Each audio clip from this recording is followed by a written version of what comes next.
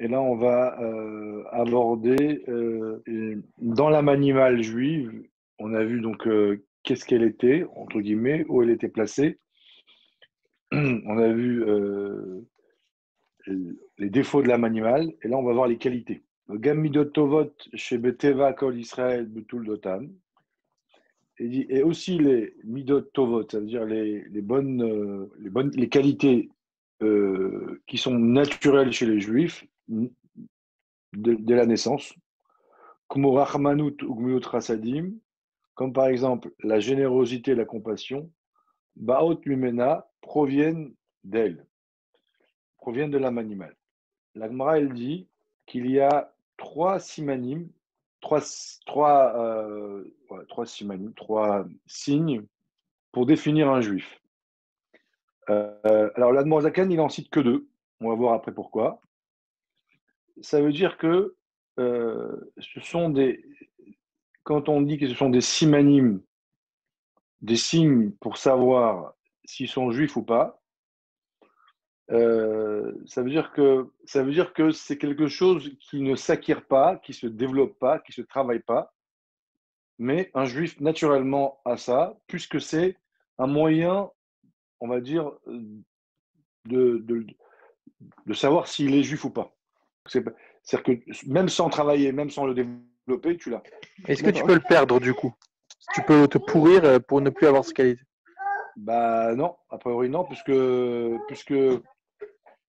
dit que si tu l'as pas, t'es pas juif. C'est-à-dire si on voit que tu l'as plus, t'es plus juif. On voit dans la Gemara que le roi David, je crois, a tranché sur un village en Israël. C'était pas des juifs. Ils ont dit vous n'êtes pas juif parce que vous avez été cruel. Donc l'Admor Zaken, il nous dit que il y a des midotes, des bonnes midotes chez le juif qui proviennent de l'âme animale, d'accord? Et je continue. Et comme l'âme animale est dans le sang de l'homme, j'avance, hein, et que c'est elle qui donne la vie de l'homme, donc, bah, en donnant, elle donne tout ce qu'elle a. Elle donne les défauts et les qualités. Ces qualités-là sont on va dire, le fruit, ou plutôt le fait que l'âme animale est en nous et notre vie. Donc, automatiquement, on va dire qu'elle n'a pas besoin d'agir sur nous. En nous donnant la vie, elle nous influence. D'accord? Par rapport à ce point-là. Dans la Gemara, on cite trois qualités et ici, on n'en cite que deux. Ici, on cite générosité et compassion. La troisième, c'est baïchanout, c'est-à-dire une forme de l'inverse de l'effronterie. Alors, j'arrive jamais vraiment à traduire. On peut dire une forme de timidité, de gêne, de discrétion. Bon. Alors, pourquoi le Tania ici, il ne le cite pas? Parce que, en fait, c'est le contre. Un juif, naturellement, dans sa nature, est l'inverse. C'est un juif qui est effronté. Vous voyez, dans le teva de l'âme animale, il y a deux qualités, mais la troisième, on est l'inverse. Et à quel moment la troisième qualité, elle est apparue? Au moment où on a reçu la Torah, parce qu'on dit la Torah, c'est matish kocho chez la dame. Ça affaiblit la force de l'homme. D'accord? Donc, on n'a pas amené ces troisième qualités parce que elle n'est pas liée au sujet qu'on développe maintenant. Maintenant, on développe l'idée de la nature du juif. D'accord? Voilà. Et pourquoi, si vous allez me dire, mais pourquoi Dieu a donné la Torah pour pour casser un peu notre effronterie? Okay. Parce qu'en vérité, on dit que sinon, les Juifs auraient mangé le monde. Vous voyez, donc ils avaient besoin d'un calmant, on va dire, spirituel qui s'appelle la Torah. Et on voit ça avec Resh Lakish, vous savez, quand il a vu Rabbi Yochanan, qu'il a pris pour une femme et lui c'était un voyou, Resh Lakish, il a couru, il a sauté avec son bâton le fleuve, c'était un gladiateur, je crois. Et quand il est arrivé devant Rabbi Yochanan, il a vu que c'était un homme. Il pensait que c'était une femme qui était très belle. Et Rabbi Yochanan lui a dit, si tu mettais ta force dans la Torah, tu pourrais te marier avec ma sœur qui est plus belle que moi. Il a accepté. Et on dit à ce moment-là, il a voulu ressauter, il n'a pas réussi. Et la Gemara a dit parce que la Torah, on va dire, casse notre cette espèce de puissance qui est un peu destructrice. Voilà. Donc c'est une parenthèse. Voilà. Alors, tu vois, dans les mots, Samuel, il dit dans le livre que j'ai, il dit Blit sorer avoda vegia kede le galot et à tronot à la loup. Il n'y a pas besoin de travailler et de faire d'efforts pour dévoiler ces qualités-là. C'est en nous, c'est inné. Alors, donc déjà, première leçon, quand vous êtes gentil, quand vous avez de la compassion, j'ai envie de dire, vous n'avez pas de mérite. C'est naturel. On dit, ouais, j'ai été généreux, j'ai été bon. On dit, oui, bon, ben, t'as juste été, tu t'es exprimé sans faire d'effort. Donc, il y a pas de, c'est pas extraordinaire. Donc, en vérité, si vous voulez, c'est bien à chaque fois comment dire, de tirer un enseignement pour soi. Tout ce qui est naturel n'est pas bon. Il faut bien comprendre. L'homme, a priori, est mauvais. Et pour sortir de l'a priori, on va dire, pour dévoiler la lumière positive en moi, ça me demande un effort. On va revenir sur ça après, mais c'est ce qui nous dit le Tanya. L'âme animale est dans le sang de l'homme, donc c'est ma vie, c'est mon énergie. Et donc, quand je vis, je suis nourri, l'énergie provient de cette âme animale-là, et tout ce qui vient d'elle, c'est, on va dire, animal, même les bonnes midotes.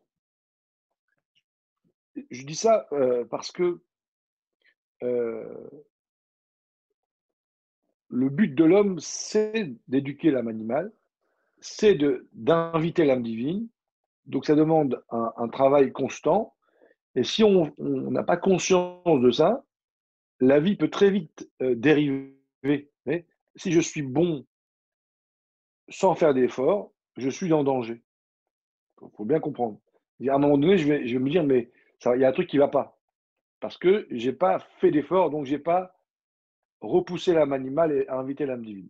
Donc on va revenir sur ça tout de suite. Qui be Israël, nefesh déclipa. Parce que chez le juif, cette âme-là, l'âme animale, elle provient du monde de la klipa, i miklipat noga.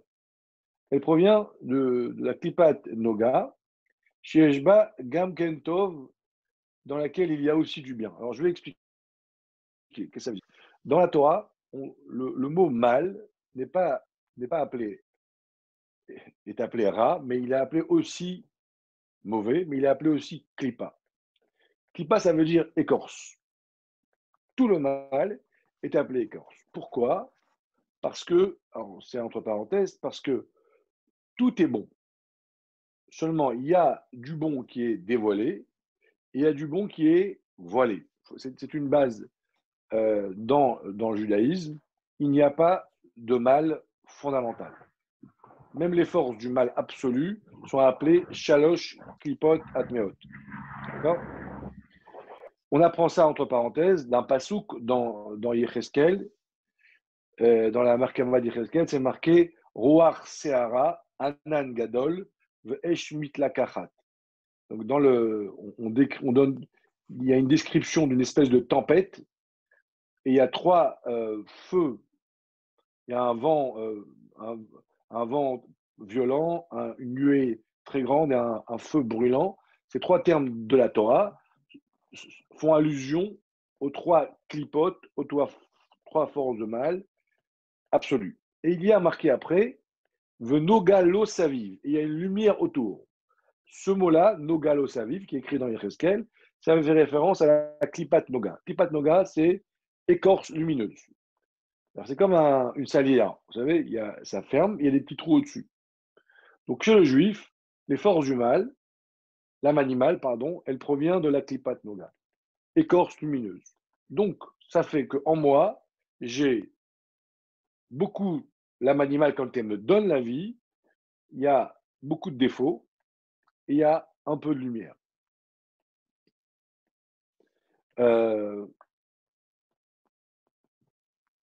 Ve'i misod etzadat tovara. Et la klipat noga, ça vient de l'élément, du secret plutôt, du fruit de la connaissance du bien et du mal. Vous voyez, ça remonte à là, le fruit du bien et du mal, bien, mal, ça veut dire qu'il y a une espèce de mélange entre la lumière et l'obscurité.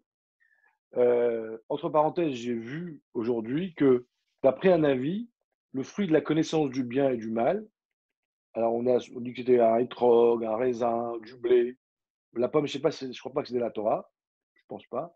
Mais d'après un avis, c'est un arbre qui était, parce que c'est marqué, il était agréable à être regardé. Mais il y a un avis qui dit que c'était un arbre euh, spirituel, un avis qui était qui est un arbre qu'on ne connaît pas et qu'on ne connaîtra pas, peut-être quand ma chère sera là. C'est un arbre magnifique. Et pourquoi cet arbre-là, il est pas connu? Pour ne pas l'humilier. Parce que si on avait su, ouais, c'est bizarre qu'on ne sache pas c'est quoi cet arbre. On dit, regardez comme c'est beau. On dit parce que si on avait su quel était l'arbre de la faute, eh ben, ça aurait été un arbre qui aurait été dévalorisé. Et pour ne pas arriver à ça, Dieu il a fait qu'on ne sait pas c'est quoi cet arbre. Bon, c'est une parenthèse. Alors, Manji, oui, si Klipat Noga, ça provient de Etzadat. Ça veut dire ouais. que dans l'optique où il y aurait pas eu cette faute-là de Etzadat, il y aurait eu Shach Klipat Meot, le reste du monde. Il n'y aurait pas eu Klipat Noga qui est un mélange de bien et du mal. Ça veut dire que toutes les âmes, il n'y aura aucune âme animale qui aurait eu des Midot Tovot dedans. Mais avant la faute, l'homme était tzaddik. Le mal était à Oui. l'extérieur de l'homme. En fait, si tu veux, l'homme, en mangeant le fruit, il a fait pénétrer en lui le mal. Ok, ouais. En fait, il a augmenté le niveau d'écorce de voile qui a fait qu'à la place d'avoir un ego de tzaddik, entre guillemets, qui a un libre arbitre, mais en devant combattre le mal à l'extérieur, il a fait rentrer le combat en lui. D'accord? Alors, voilà. Donc là, on a fini l'âme animale juive. Alors, on a appris trois choses. Premièrement, que l'âme animale, c'est l'énergie de l'homme. Deuxièmement, que l'âme animale, c'est la source des défauts de l'homme. Et troisièmement, que chez les juifs, il y a aussi des qualités. Maintenant, je reviens au point de départ, ce qu'on a dit au début, c'est que la leçon, on va dire, le ridouche de cette leçon, c'est que l'âme animale, c'est pas une âme qui vient me faire fauter, c'est mon énergie, puisque c'est une âme. Donc, en fait, je ne dois pas me méfier de moi quand j'ai envie de fauter. Je dois me méfier de moi quand je vis tout simplement. Si je vis en me laissant aller, comme ma vie provient de l'âme animale, à ce moment-là, je suis sous son emprise. Et donc, le but de l'homme, c'est pas de ne pas fauter, c'est de changer ma connexion d'énergie. Et comment je fais? En développant l'amour de Dieu.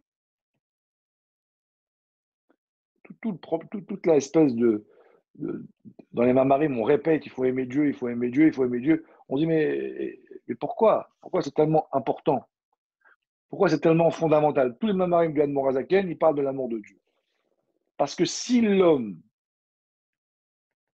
se laisse vivre normalement, même s'il ne faut pas, il aime lui. Ça s'appelle l'amour propre. Dès que je m'aime moi, c'est que je suis sous l'emprise de l'âme animale. Et à ce moment-là, je la laisse grandir en moi et je ne suis pas dans le but de la création du monde, mais c'est pire que ça, c'est qu'avec le temps, on vieillit forcément mal, puisqu'on en se laissant tout simplement vivre, sans fauter, je nourris l'âme animale. Vous comprenez? Et quand je pense à Dieu et que j'aime Dieu, en fait, à ce moment-là, je pousse l'énergie numéro 1 pour inviter l'énergie numéro 2 et j'invite l'âme divine en moi et je deviens un homme bon. Voilà. Ça, c'est, on va dire, la Nekuda fondamentale du début de ce Pérec qui est, je pense, la base de tout le Tanya et de toute la Chassidoute et à la limite de tout le judaïsme. Okay, il n'y a pas de neutre. Ça n'existe pas. Ici, il ramène par rapport à ça, à Chovat Alvavot, dans un livre, il dit la Torah elle est divisée en 3 parties. Elle dit Tzivouy, Azara ou Mutar. Les ordres, ça veut dire ce qu'on nous demande de faire, les mitzvot assez. Azara, c'est les lota assez, les lois interdites, ne pas faire ça, ne pas faire ça. Et il dit ou Mutar, est-ce qui est permis, genre le neutre. Et il continue dans ce livre, il dit Arbemet, Kol Maase Adam, Enam Yotzim Mitzivoy Ve'azara. Mais en vérité, il dit il n'y a pas de neutre. Il n'y a pas de moment où on dit là, c'est moi qui vis. Même la partie neutre rentre dans une des 2 catégories d'avant. Et Neno Nimlat Maasig Mitzivoy Im Yel Shem Shamaim, Obo Azara Im Ulo Yel Shem Shamaim. Il dit tout le temps, je dois me demander est-ce que ce que je fais c'est pour Dieu ou ce que je ne fais pas aussi c'est pour Dieu. Et il dit en bas, Kelomar, il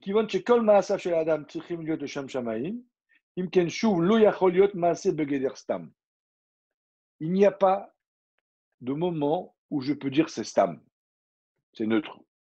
C'est contraire au judaïsme. D'accord? Donc en vérité, ça veut dire que le combat d'un juif se situe pas contre les fautes ou pour les mitzvot, il commence par ce qu'on appelle neutre. Et on voit dans le Tanya plus tard qu'en vérité, un juif, naturellement, n'a pas envie de faire de fautes. Parce qu'il n'a pas de Yetzirara qui le pousse à fauter.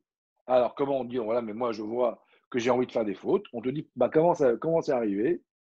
À force d'abuser de ce qui est permis, ça veut dire, mon erreur se produit dans le stam.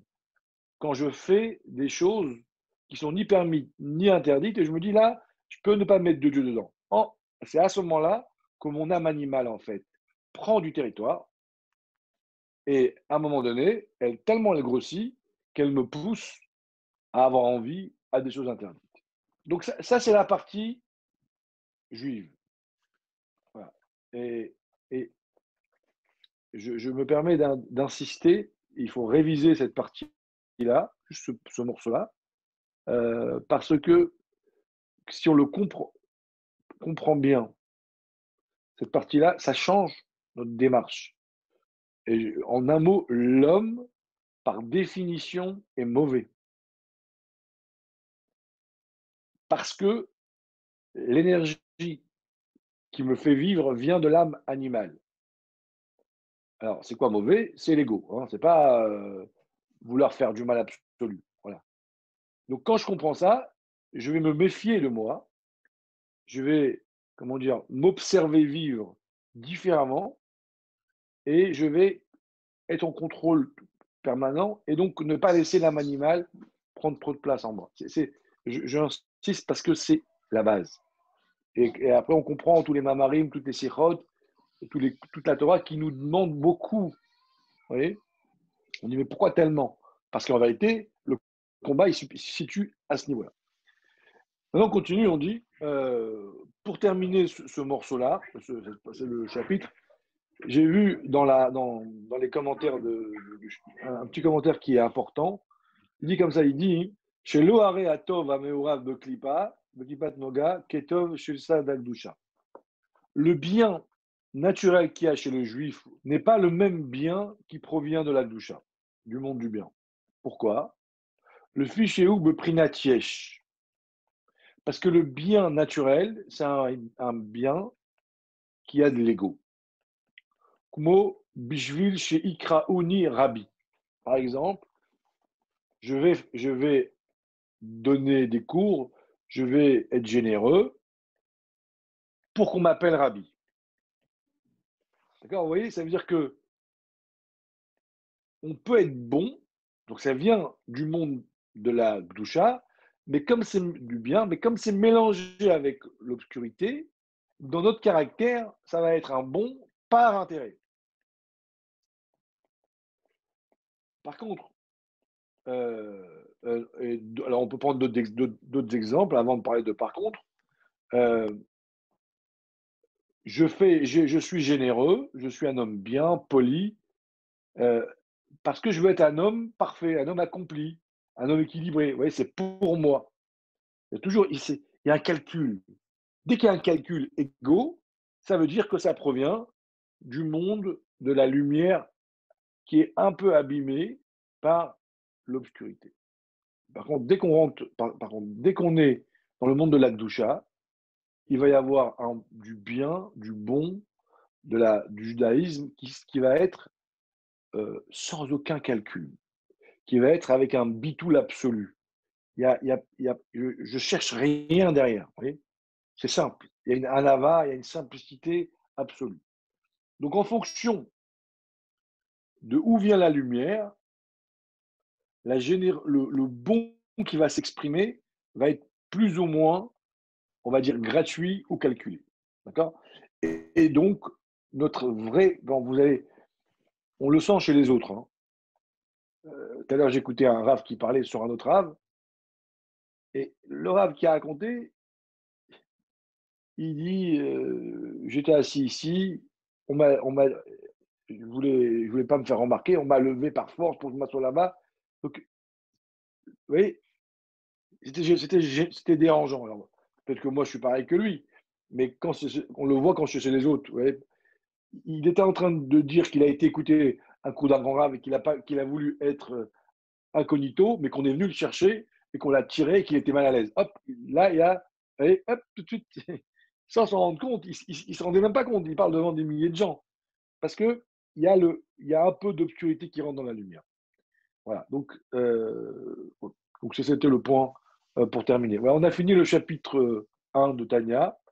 Est-ce que vous avez des questions? L'heure tourne. Je vous écoute. Pas de Est-ce que questions? le mal, il prend pas un petit peu, là, comme la dernière histoire que vous venez de raconter? Le mal, il prend sa part, quoi, un petit peu. Comme à la fin, là, Maïma Haronim, quoi. Le mal, on lui donne un petit truc, quoi. Oui, mais ça, c'est beaucoup, non? Est-ce que ça empêche le bien qu'il fait? Ah non, non, pas du tout. C'est une étape, tu as raison. C'est exactement. C'est une étape. C'est-à-dire que, si tu veux, c'est acceptable à 20 ans, 30 ans, 40 ans. À un moment donné, on va dire alors, on ne doit pas juger, hein. On doit se juger soi-même. Mm. Mais en tous les cas, tu as raison que l'écorce, alors, ce que tu dis, Jonathan, c'est intéressant parce que le mot écorce veut dire aussi protection. C'est voilement et protection. Donc, oui, à un moment donné, j'ai besoin de sentir que j'existe dans ce que je fais parce que c'est un moteur. C'est pour ça qu'on appelle le mal, on l'appelle Tov Meod. Quand Dieu écrit le mal, il dit c'est très bon parce que c'est ce qui va faire que l'homme existe et pendant 13 ans ou 12 ans pour une fille, il n'y a que cette chose-là qui s'exprime. Mm. D'accord? Mais il faut absolument ne pas rester un gamin. Alors, quand je dis gamin, ça veut dire si un homme de 30 ans ou 40 ans, il a le même ego qu'à 8 ans ou 9 ans, ça devient insupportable pour tout le monde. Donc, la réponse à ta question, c'est oui, mais il faut avancer, quoi. J'ai l'impression aussi que, bon, bah, si on ne fait pas de kavod à quelqu'un, mais comme les sages, ils appelaient Rabbi Shimon Bar Yochai, il appelait Hachem, Shabbat, ça veut dire, on ne peut pas dire à quelqu'un, sois battel et donne-nous tout. Sinon, ça veut dire, on dit à Hachem, bon, bah, on est tes fils, allez, tu nous donnes tout, pour qu'on doit faire la fila, pour qu'on doit remercier, quoi. Sinon, ça écrase quelqu'un complètement de ne pas lui faire de kavod. Non, qu'on lui fasse du cavote, c'est normal. C'est pas, on parle de lui, tu vois. Non, que lui, Il y a deux choses. Maintenant que lui, il raconte ça devant tout le monde, c'est qu'il ne se rend même pas compte. Tu vois? Ouais, mais Alors, ça veut dire qu'on n'a pas le droit de kiffer son cavode un petit peu? Quand même, non, un petit peu de cavode? non, pas du tout. Non, pas du tout. Non, non, faut pas qu'il fasse son cavode. Que nous, on fasse du cavode aux autres, oui, à 100%. Mais nous, on dit que le cavode, c'est le yesh. Le yesh chez Avodazara. Tu vois, c'est l'ego, c'est ce qui te rend, c'est ce c'est le voile de la lumière de Dieu. Quand les chassidim, ils fuyaient le kavod à des kilomètres, les vrais chassidim. Et ils le sentaient, ça les dérangeait. Parce qu'on dit, le kavod, c'est la place de Dieu en moi. Dès que tu es, Dieu n'est pas. Voilà. Donc, comment on peut dire que on en veut? Mais c'est très, très dur parce que on a l'impression d'exister à travers ce moi qui est faux. Donc, c'est le kavod, c'est du sheker. Parce qu'en fait, tout est Dieu. Quand tu crois que tu es bon, en fait, tu es en train de dire que Dieu n'est pas là. Et donc, tu es dans le sheker absolu. Alors, Dieu, il te l'a mis pour que tu l'enlèves. Mais tu prends plaisir d'une banane pourrie, quoi. Mais tu t'en rends pas compte. Et tout le Non, travail mais de l'homme, s'il n'y c'est a pas du d'arriver. cavode, on ne peut pas avancer, la vérité. Non, attends. Entre ce qu'on te donne, c'est une chose. Il faut donner du caveau aux gens. Mais toi, tu dois essayer de te nourrir. Parce que je vais t'expliquer. Si tu te nourris du caveau des gens, un jour, tu vas glisser sur la banane. Parce que tu n'en auras pas. Il faut arriver à se débarrasser du caveau et se nourrir d'une autre énergie qui est vraie, qui est à long terme, qui est infinie et qui est tout le temps là. Donc, si tu as besoin de caveau pour exister, tu es en danger. Parce que le jour où tu n'en as pas, tu fais une dépression. Non, ce Et que que, j'ai l'impression, c'est que tout le monde, ça veut dire n'importe qui, et encore plus un grand rave, et comme Hachem, quand on lui fait des louanges, bah ça déclenche chez lui l'envie de donner. Ça veut dire, à la limite, non, non, non, on non, triche stop, avec stop, stop, quelqu'un. tu confonds. Dieu, son cavode, il est absolument, parce que Dieu, c'est la vérité. Donc, le cavode de Dieu, il ne faut pas D'accord. toucher. Ok. Il n'y a pas de clipa. Chez les hommes, par exemple, quand on fait des compliments à un tzaddik comme Rabbi Shimon Bar Yochai, il avait que du Yetzeratov, donc il n'y a pas de clipa, donc il n'y a pas de problème. Tu vois, on parle de gens comme nous qui ont un ego, on est en mode selfie, quoi. On se regarde vivre. Ce cavode-là, il est, mais Très dangereux. J'ai compris. c'est très simple. L'homme le plus aimé de France, c'est un chanteur juif, j'ai oublié son nom, depuis 4-5 ans. Joseph Goldman, voilà. Et j'ai parlé avec quelqu'un, il m'a dit, tu sais pourquoi les gens ils aiment? Je lui ai dit non. Il me dit, moi j'ai fait un film avec lui. Quand il rentre dans la salle, il serre la main à tout le staff. Et quand il part, il serre la main à tout le monde. C'est un homme humble. Ça veut dire quoi? C'est-à-dire que nous, on aime les gens humbles, nous. Mais nous, on aime bien être orgueilleux. C'est quand même étonnant. Vous voyez, quelqu'un qui est orgueilleux, on ne le supporte pas. Mais par contre, on adore notre orgueil. Donc, il faut juste se rendre compte de se regarder soi-même comme on regarde les autres et on va se dire, bah oui, c'est évident. Et pour finir, c'est marqué, Dieu dit, Ani vaou, lo yecholim, lo yachol, la dourbe makom echad. Dieu dit, moi et lui, il n'y a pas de place pour deux. C'est-à-dire, un homme orgueilleux, son orgueil chasse Dieu. Donc, comment on peut? Et après, si tu veux continuer, un homme orgueilleux, il tue sa femme, quand il tue, il détruit sa femme, il détruit ses enfants, il détruit ses amis, parce qu'il a besoin tellement de considération, c'est-à-dire qu'il devient, qui devient on va dire, imbuvable. Alors, en bas, on me pose une question. Alors, le gars qui n'a pas de kavod, il n'est pas respecté. Quelqu'un qui n'a pas de kavod, il n'est pas respecté. Alors, il y a une Mishnah qui dit, fuis le kavod te poursuivra. Cherche le kavod te fuira. Alors, vous allez me dire, mais des fois, on fuit le kavod et il ne vient pas.